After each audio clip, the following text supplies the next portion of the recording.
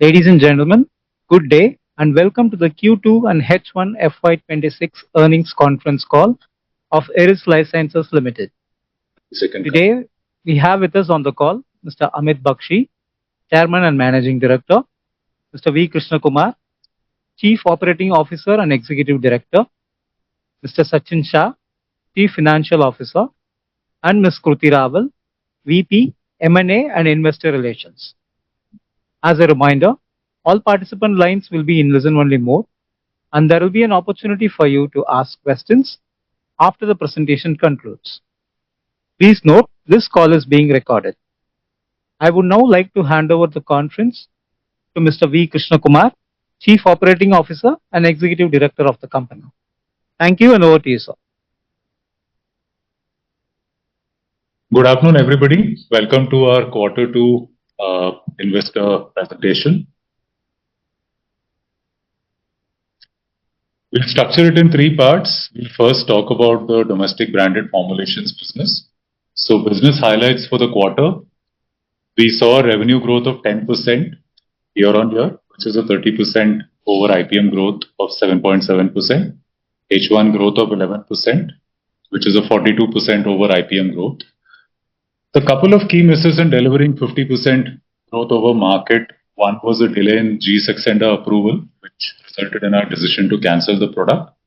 And we also took a delayed price increase in H1, which kind of gives us a tailwind for H2 because the full impact of the price increases will come in, and the RHI cart opportunity, which we expect to see starting December. In terms of EBITDA, we saw 11% growth in Q2 and a 13% growth in H1 with margin expansion all across.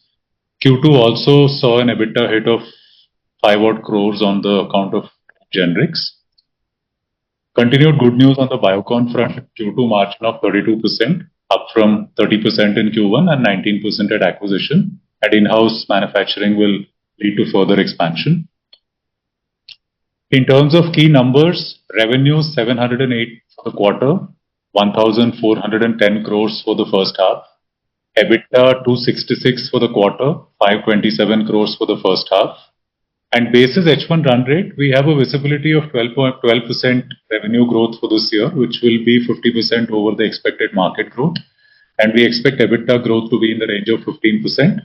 And any upside from the RHI cartridges opportunity in the second half will be over and above these numbers.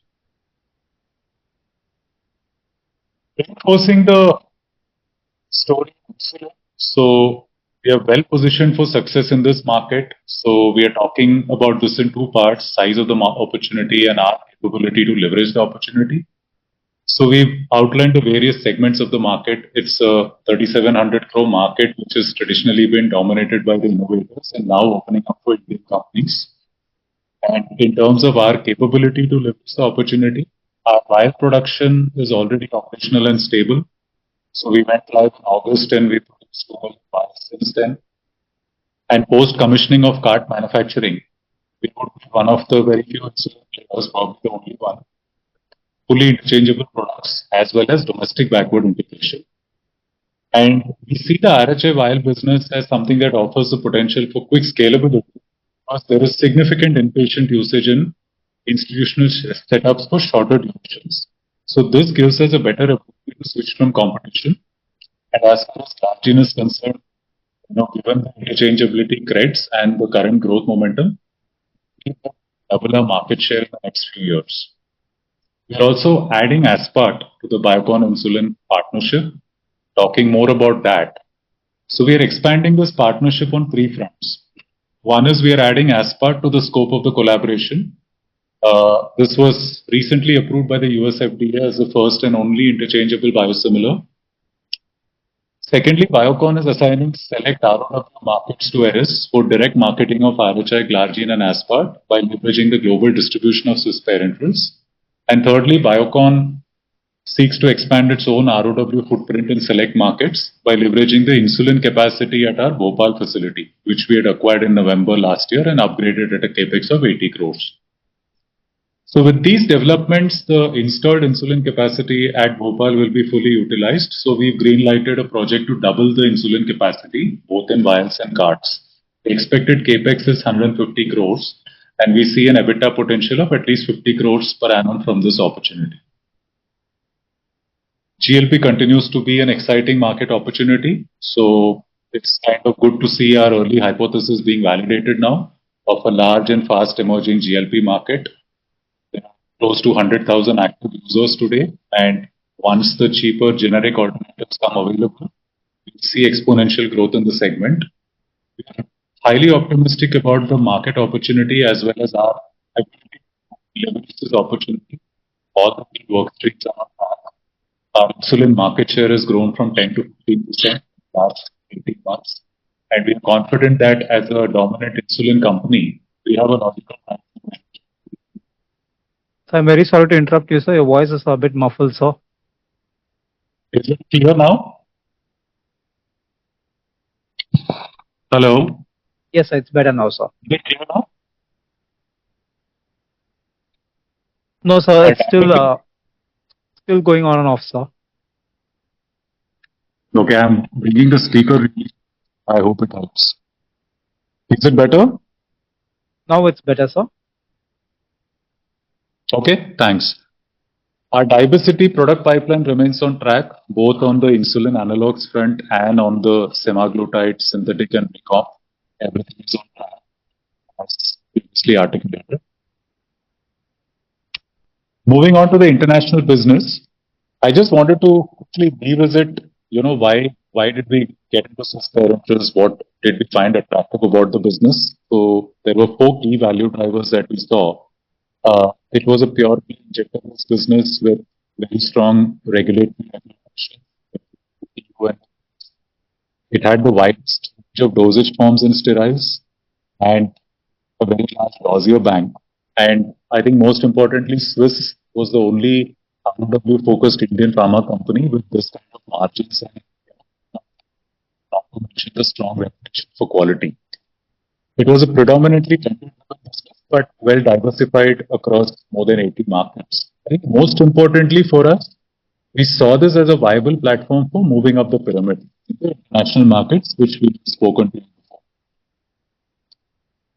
So in the last 18 months, we have been taking focused action to expand capabilities on the technology front, on the manufacturing front, and on the go-to-market side. So on the tech side, we onboarded a R&D, large pharma, we expanded the R&D team. And most importantly, we developed centers of excellence in key segments because this is something that every company aspires to be known for, certain products or certain technologies. So these are emerging COEs for us. On the manufacturing side, we reinforced the regulatory approvals, got the Brazilian approval for the first time, and now Swiss is among the very few injectable companies who have strengthened the quality. On the go-to-market side, our efforts were focused on expanding momentum and outreach in higher entry markets. So Europe, Canada, Latin, South Africa, we went gung-ho across all of these markets. We see significant impact and revenue visibility from these actions because we received our first purchase order from a European client on an injectable CDMO project. Happy to share that Swiss will exclusively manufacture for the innovator brand of the product. And the first leg of this project covers only 6 countries in Europe. And based on this, we have a revenue visibility of rupees 125 to 150 crores in the next financial year, with EBITDA margins similar to the business average. And we have discussions underway to expand the scope to 17 countries. In addition, we have discussions underway with a handful of marquee companies in some of our COEs, both for the innovator brand and loss of exclusivity opportunities, which would imply that we will be among the earliest units to the market. And the total book of business in EU CDMO has expanded significantly, which we'll talk about. But we've been talking to you for a while that this business will see significant inflection starting FY27. So happy to share that we have the visibility now. In terms of overall business transformation, the EU CDMO book stood at 100 crores at the end of Q1, and now we are at 700 to 800 crores at the end of Q2. In terms of what it does to the quality of the business and the stickiness of the revenue, in FY27, we expect that the percentage of revenue from reg markets will be close to 30%, up from practically nothing at start. The private market component of the business will go up to 50% is what we expect, starting with 30% now. And starting from a business which was only doing 100% generics, now we will start to have a reasonable exposure in the RLDPs also. As previously updated, we initiated a unit 3 expansion at a capex of 130 crores, general injectables all across, and we are targeting commercial production from financial year 28. In terms of financial highlights, we clocked 83 crores of revenue in the international piece in Q2 and 152 crores in H1. We saw a shortfall in Q1 and Q2 compared to last year because there is dry powder capacity which is being occupied for validation batches of the EU CDMO projects. Notwithstanding that, H2 is heavier for this compared to H1, and we have good visibility on delivering our revenue guidance. The ERIS Ahmedabad unit, which got Anvisa approval for one block in August, is again planning to host the Anvisa team in January for the remainder of the facility. Moving on to the consolidated business. Consolidated revenue for the quarter was 792 crores and for the half year was 1,565 crores. EBITDA for the quarter was 288 and EBITDA for the first half was 565 crores. EPS acceleration continues as guided.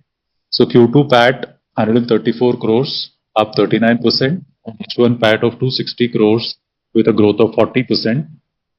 Net debt stood at 2,278 crores at the end of quarter 2.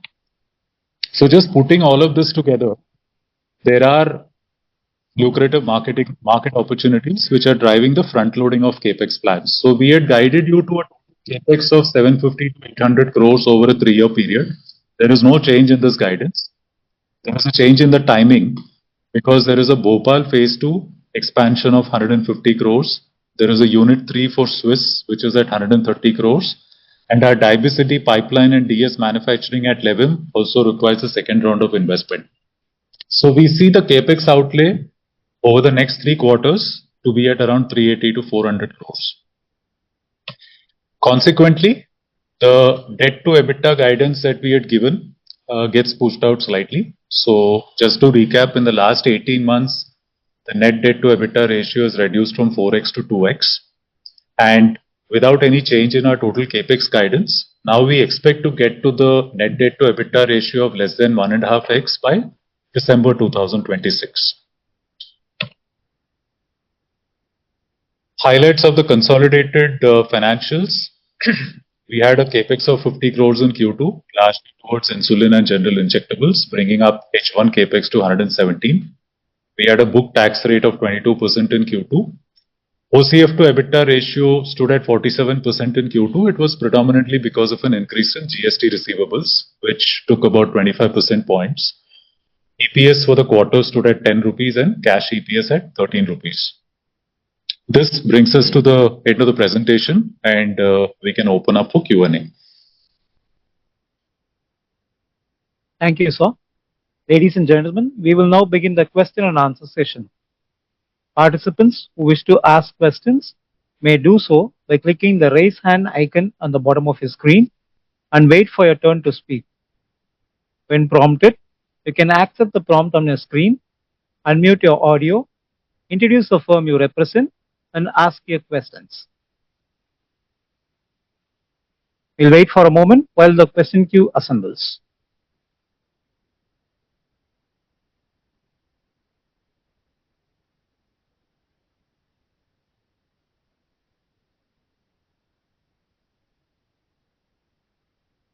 Participants who wish to ask questions may do so by clicking the raise hand icon on the bottom of your screen and wait for your turn to speak. We'll wait for a moment while the question queue assembles.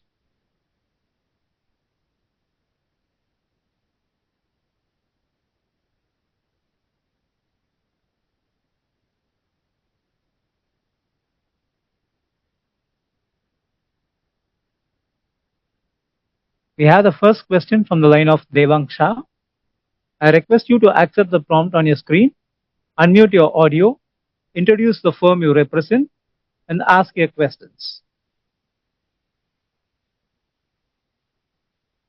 Shah, and my firm name is DD Enterprise. I have only one question to the management regarding like what are the key triggers to look into the company for next 3-4 quarters? Like it's going to come from the Biocon JV what we did, or it's from the semaglutide, or like from which product line, or from which of the things we can consider like the next 3-4 quarters can be looked at. So clearly, so Devang, we divide this into into three things.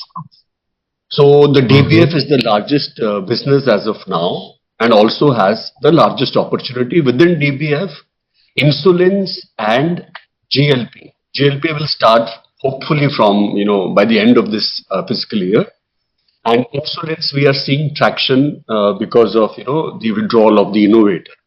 So clearly, insulins and GLPs in the DBF, when I'm talking about the front runners. Okay. And the second trigger is going to come from the plant, which is the biotech plant. So two ways trigger. One is decreasing the cost of our production substantially. So you saw that Biocon now is at 32%. Within this Biocon, insulin would be significantly higher. And when it goes and sits inside the manufacturing, our own manufacturing unit, we see a very substantial reduction there. So that is number. The international business which you see is in a point of inflection. Now we have a good visibility of the next year, which we have kind of articulated. The rest 700-800 crore books which we are talking is over a period of time, say over the next 3 to 4 years. So as and when it comes together, so these are typical 3-4 opportunities which we look at. Okay. So now, like there would be no raising of the debt would be there in next 2-3 years, like by acquisitions or something like. Is there any plan to do some acquisition also? No, Devang bhai, no, we don't have a plan as such. But look, we will. What I can tell you, we will be mindful about the debt to EBITDA ratio. So, having said that, we don't have any plan as of now. But if there is an opportunity, which is a good opportunity, but also doesn't really takes off from our EBITDA debt ratio, then we might. Okay. But if you're asking me a straight question today, the answer is no. Okay, that's fine. That's all from my side. That's fine. Right? Thank you. Thank you. The next question comes from the line of Harith Ahmed. I request you to accept the prompt on your screen, unmute your audio, introduce the firm you represent, and ask a question. Hi, good evening. Thanks for the opportunity. So my first question is on the insulin aspart product, which you mentioned is a targeted launch for the second half of FY26. So trying to understand the status of this product from a regulatory standpoint. Has it been filed? When are we expecting the approval? And is this an exclusive arrangement that Biocon will have with ERIS for the Indian market? Yeah. So hi, Harith. The second question is an easy one. First, it's an exclusive arrangement. The work has just started, so we have pilot, but it is not to change. So as per the guidelines, this should move fast, which gives us the kind of visibility on the second half of this year. But Harith, regulatory things are clear, so I would not like to put a finger on that. But that's where we stand today. Okay. And the cartridge capacity expansion at Bhopal, what is the status there, and what are the timelines that we're looking at now? For asking all the difficult questions. So good thing is that the vials started. We just told you in the slides that we already have 20 million. We have not pushed it into market yet because we are going through the stability once again. So vials have started. My first round of cartridge now shifts to say April, May next year, right? But there could be something here and there. So right now the visibility is more like April, May. The first line, the new line will be for vials. The new line of vials will, we have a FAT of July. So think about September, October next year. The cart will go to FY20, which is 27, first quarter, somewhere in that zone. And how does this impact? There's a bit of a delay there. How does this impact our preparedness to capture this opportunity when Novo's exit becomes? That is something secured already from a production point of view. Because I misanticipated this, thinking that it should be more like August. And it is now in this month of November that we are starting to see the real thing happening on the ground. So the disadvantage is it got shifted. My estimate got wrong. The advantage is we were able to put a lot of stocks till that point, which we kind of highlighted in the last call also, that we are gearing up for more stocks. So we are whatever we are expecting out of that market to be captured, our own numbers month-wise, that comfort we have till this point of time. If our capacity starts in April, May, then it will be further reduced. Okay. The last one, this 100 crore investment in Levim. So, what will be our stake in this entity after this additional investment? Will it become a entity that's controlled by ERIS? Harit, shall we talk about this next time, please? All right. We don't have any clarity at this point. Yeah, right now we are 49%, but how does it work is something we'll tell you. Sure, Amit. Thanks for taking my question. Okay. Thank you. The next question comes from the line of Umesh Ladda. I request you to accept the prompt on your screen, unmute your audio, introduce the firm you represent, and ask your questions. Hello, am I audible? Yes. Yeah, hi, thank you for the opportunity. So, sir, I just wanted to know in our domestic branded business, what is our base business growth, excluding the Biocon insulin products? And also, if you could just, bifurcate the growth in volume, price, and maybe new launches. Okay, so I'll do the second one. The first one we will not do because now we are completely integrated. So the second piece is we had a very small this price revision in the first half. We missed the price revision kind of thing, and generally it is heavier in the second half. So we are expecting a large part of price revision to happen in the second half. And as per the volume growth, what is the number, AVAX number say? 2.1%. Sorry, it's 2.1, right? If Yes. I heard it.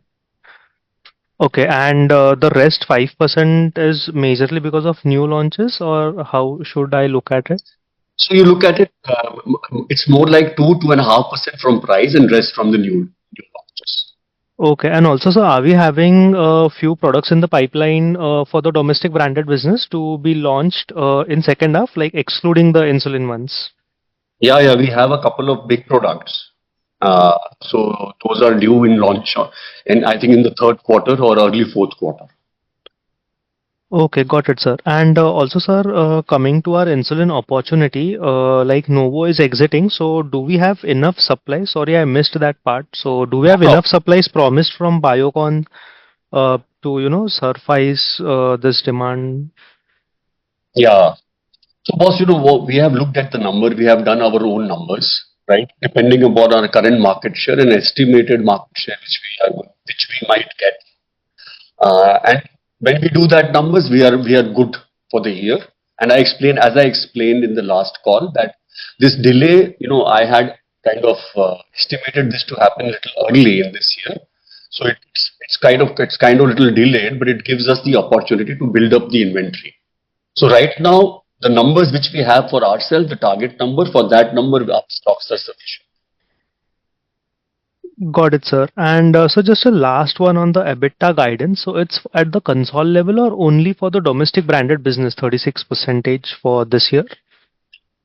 So we've guided to 37% plus for the domestic piece, and the Swiss reference, settled down at 34%, which is a current number. Okay. Got it, sir. Thank you so much. Thank you. Thank you. Ladies and gentlemen, if you have a question, you may please click on the raise hand icon on the bottom of your screen and wait for your turn to speak. When prompted, you can accept the prompt on your screen, unmute your audio, introduce the firm you represent, and ask your questions.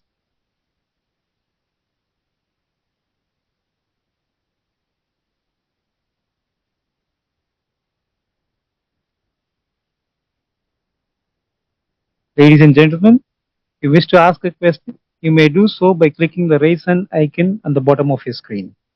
The next question comes from Karan Surana.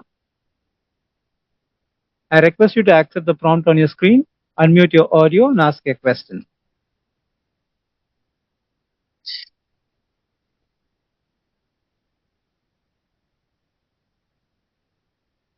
Mr. Karan, I request you to unmute and speak.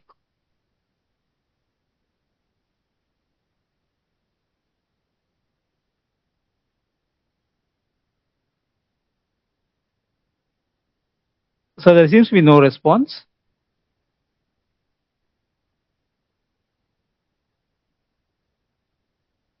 The next question comes from the line of Kunal Randeria. I request you to accept the prompt on your screen, unmute your audio, and ask a question, Mr. Kunal. Hi, good evening. Thank you for the opportunity.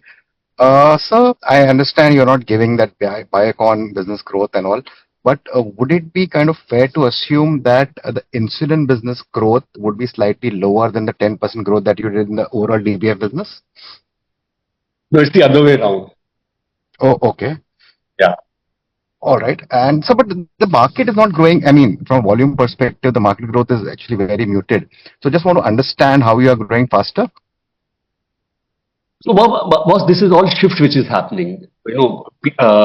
Please don't look at the volume growth indicated, but this is my view. Of course, we might have a different view also. My view is don't look at the data from from either of the agencies. This is more of a shift which is happening from one brand to the other brand, and this shift, we see the whole gain coming from shift, not from the expansion of the market. And any which ways now, just to add upon that point, we feel that the human insulin's reflection is going more into the consumption is going more into hospitals, right? Hospitals, nursing homes, and that is where the data will always.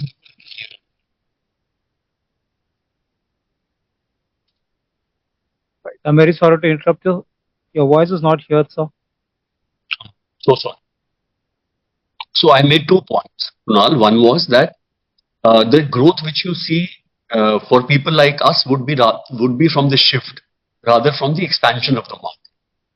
Number 2 is the expansion of the market will not be very visible in the data set. This is my view, because more and more human insulin is being shifting to short-term usages also. So institution, hospitals, that has always been a little bit challenged to pick up from a data point of view. Right. And Amit sir, is this the institutional opportunity that KK's earlier spoke of that you wish to tap in future? And how big would this potentially be? What is it? There was a slide on the institutional market. Oh, yeah. So, Kunal, are you able to hear me? Yes, I can. I can hear you now. Yeah. Yeah. So that's a very big opportunity. I will not be able to size it, but I can give you some on that, we find that the public market itself. Look, public health spend is growing, right? And most of the people who have diabetes, the highest spend is happening in cardiology and oncology. So we are talking of the adult population, relatively adult population. And relatively adult population, at least 25 to 30% of them do have diabetes. And these people at any at any stress level have to be taken out of OHAs and have to be put on insulins, maybe for a couple of months. I don't know that. So that side of the market is showing a very good traction. So that is why we pointed it out that we see 500 crores as a public market, right? This is our estimate, but relatively logical. And then comes the large institutes, large hospital chains. So these two together represent a very strong opportunity. Got it. So that's helpful. And just, do you see a risk of, let's say, with the GLP-1s picking up, having any impact on insulin business, or it will be used more as an, adjunct to insulin in future? Yeah. I think that, that is out already because, US has been selling both of them from the last 10 years. And technically, if you look at it, insulin is very different from GLP. GLP only works when there is insulin in that case. So there's no problem. Right. And just one more, if I may. So sometime back we had shared some FY28 aspirational numbers. Just want to understand of that number. How much have you baked in GLP-1s? I will not answer. I will not be able to answer. Now look, what has happened is changing very rapidly. So two things have happened. The good thing is, Kunal, if you remember, I was probably one of the few first people to say that this is a very big opportunity. I said this is like $1 billion first year. And at that point of time, we were kind of, wrapping our head around that. So the good news is that, the size which I was thinking, this will cross that, right? The estimation where I am now rethinking is that I thought that post LOE, right, 80-90% of the market would shift to generics. But now when I look at the market, the way people are responding, I think that the Indian players are looking more like 50-60% of the market. My view today is that 30-40% of the market will be with the MNCs. So if on one level the market size has gone up, it was I called it $1 billion. It seems to be going ahead of that. On the other side, we see now I feel the Indian players have a 60% kind of headroom available. So that's how it is changing. So let's see what happens. But we would be a significant player. That is something which we are working towards. No, that's a very interesting point, sir. Because but I didn't catch. Why do you think the generics or Indian players will have a lower share?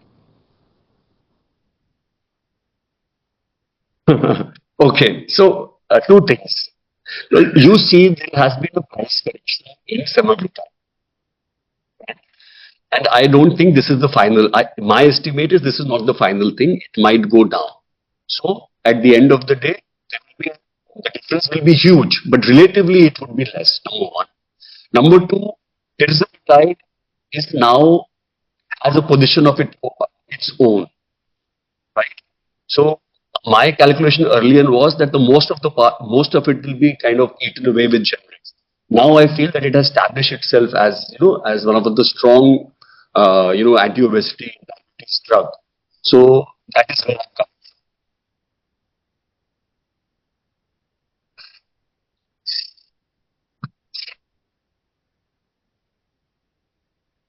Now, does that answer the question? Yeah, it does. It's very interesting. Thank you. And yeah, we'll discuss a bit more offline. Thank you very much. Yeah, we'll discuss a bit more offline. The opportunity is still big. Relatively, I'm just telling you how I see the market changing. Thank you. The next question comes from the line of Madhav Marda. I request you to accept the prompt on the screen, unmute your audio and ask your question. Hi, good evening. My name is Madhav. I am from Fidelity International. Am I audible? Yes, you are. So I wanted to understand on similar lines on the GLP-1 opportunity. First question was, what do you think will determine right to win once the generic semaglutide, products start coming in the market, like who do you think has best right to win in India? Is it going to be more distribution and doctor access? Is it going to be supply chain? Or what will determine who kind of gets more market share versus the other? That was one part. And second thing I want to understand is, do you think this market will be more dominated by the larger players like yourself, who have a good positioning in, let's say, with the specialty doctors? Like, will they have a better right to win, or do you see a lot of smaller players also getting a good toehold in this market? Look, Madhav, I'll try and answer this, but a lot of things are still up in the air. So, what is the clarity which we have till this point of time, right? So, initially, when we were all talking, right? I'm sorry, I don't want to blabber, but just to make a point, that I was the person who raised my hand saying that this is diabetes. In the long term, this is diabetes first and weight loss next. And today, when you look at prescription, 66% is coming from diabetes, right? So that is one thing, which kinds of, makes a point, which means, and the dominance of endocrinologists, diabetologists is quite big. If you look at the prescription share between these two categories, is very high. So that means it will start from the top of the pyramid, right? And Madhav, we have always seen in India's context, a drug peaking at 4th to 5th year.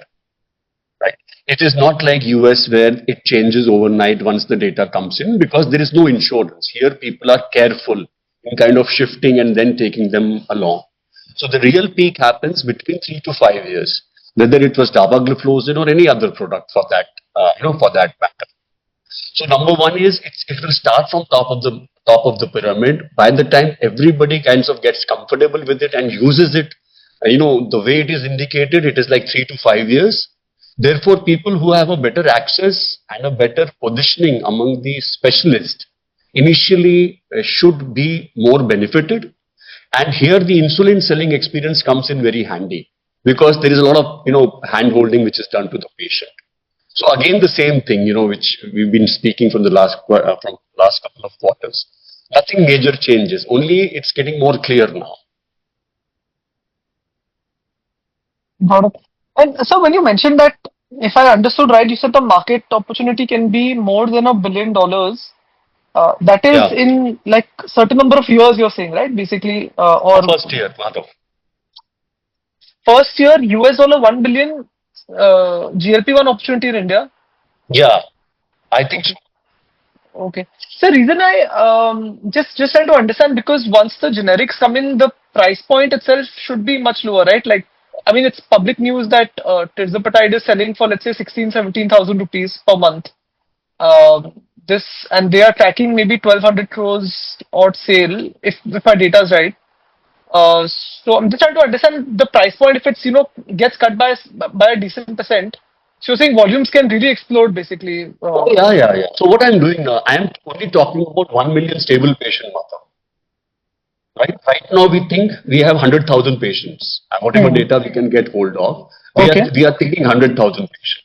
And you look at the month-on-month growth. That is what we call, adoption in our markets. Our markets have always been, it will adopt slowly. That is why you see the peak happening in 3rd or 5th year. Right? So right now we have 100,000 patients, and while while it is good to say it is 16,000-17,000, but a lot of patients are on a higher dosage also. It should be more than that. Where is it? I don't know. It should be more than that. And thirdly, 1 million stable patient is the easy thing, guys. Look at the look at the data which is coming in. Look at the indications which are open. And there's a lot of enthusiasm. So my calculation is more like 1 million patients, and that is where my numbers come to.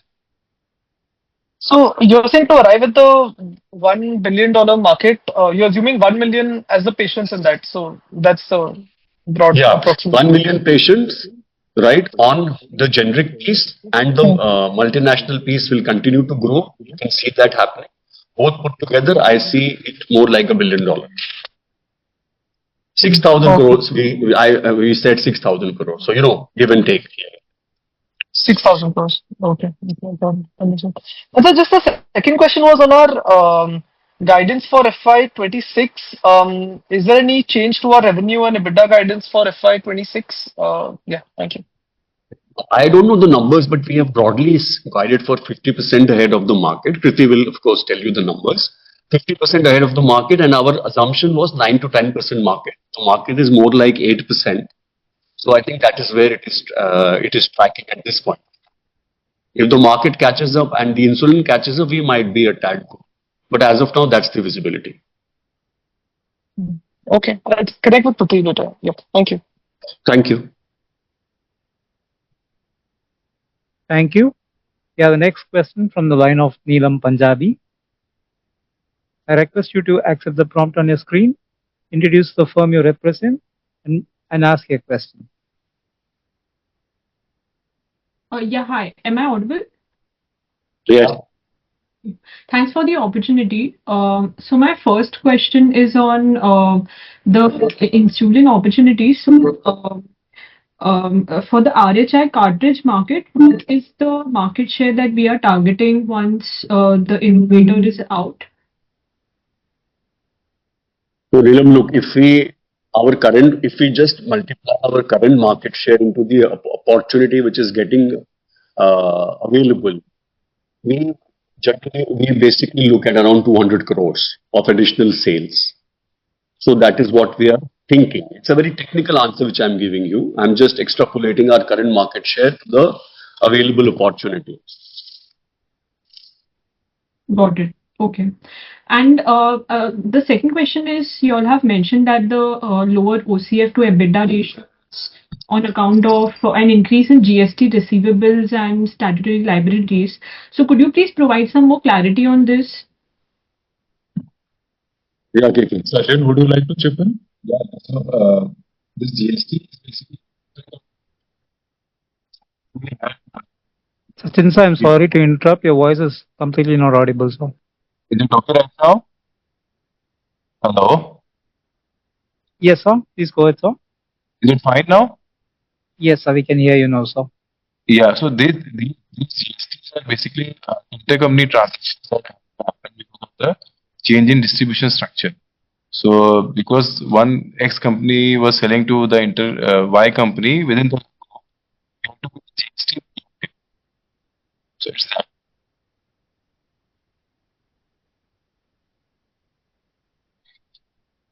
So I can't hear you at all. Your voice is breaking a lot. Neelam, can we? You just articulate it, no? Part of the GST is because of what Sachin explained, the intercompany, but a large part of it is also because of the GST related disruptions. So we have seen some GST receivables go up. If you want more details, of course, let's connect offline on this. There's also a statutory liability piece to the OCF, which is contributing to OCF being lower. All right, I'll connect offline. Thank you.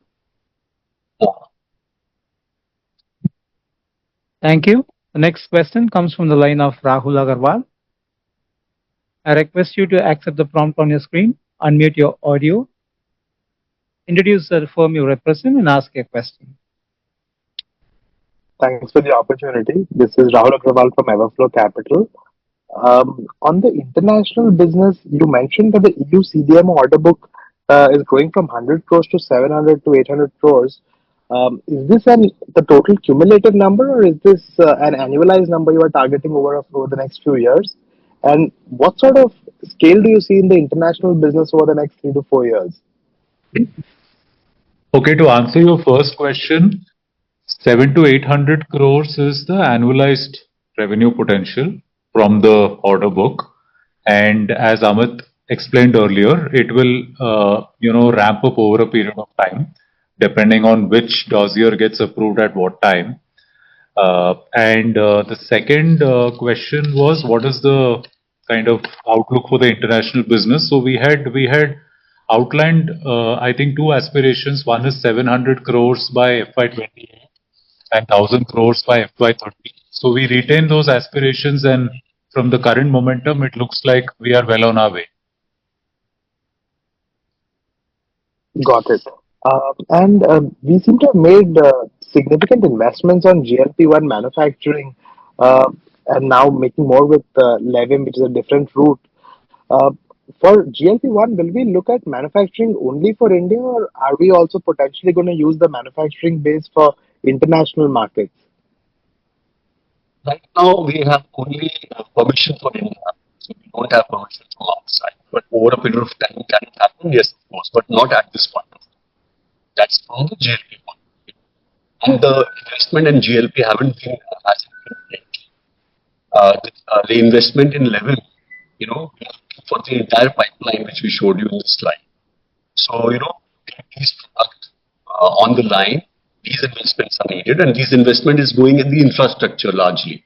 Almost 70% of it is going in infrastructure. So once the infrastructure is built, it serves you for a long period of time. So that's where the idea is. Got it. Got it. And one last question on the insulin bit. You mentioned that there's been a bit of a delay in the estimates, but you'd expect the numbers to start coming in from November. Did we hear that right? And so the full impact should be visible in Q4 with the innovator Yeah. vacating that market? Yeah. So I can now tell you with a lot more confidence that the market intelligence tells us that, vacuum has started building up. So you will see from November, we feel there'll be a little uptick in November, and then December onwards, it will start peaking, and we expect the peak to happen between April to June. Got it. Got it. Thank you so much for this. Those were the questions. Thank you. Thank you.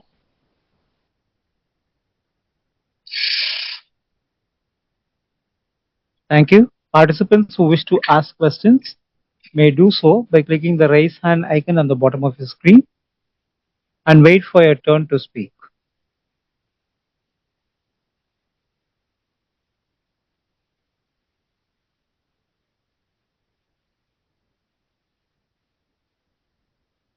As there are no further questions, I would now like to hand the conference over to Mr. V. Krishna Kumar for the closing comments. Over to you, sir. Thank you all for your participation today. In summary, we delivered a 10% domestic formulations revenue growth in Q2, outperforming the market by over 30%. EBITDA margins stood at 37.5% in Q2 with 11% year-on-year growth. The turnaround in the Biocon segment continues with a Q2 margin of 32% versus 30% in Q1. We are significantly expanding our collaboration with Biocon in India and overseas and adding Aspart to the scope of the partnership. We remain excited about the GLP opportunity and are tracking well on first wave launch readiness and profitable scale-up thereafter. The international business delivered a revenue of 83 crores in Q2 and 152 crores in H1 with a 33% margin.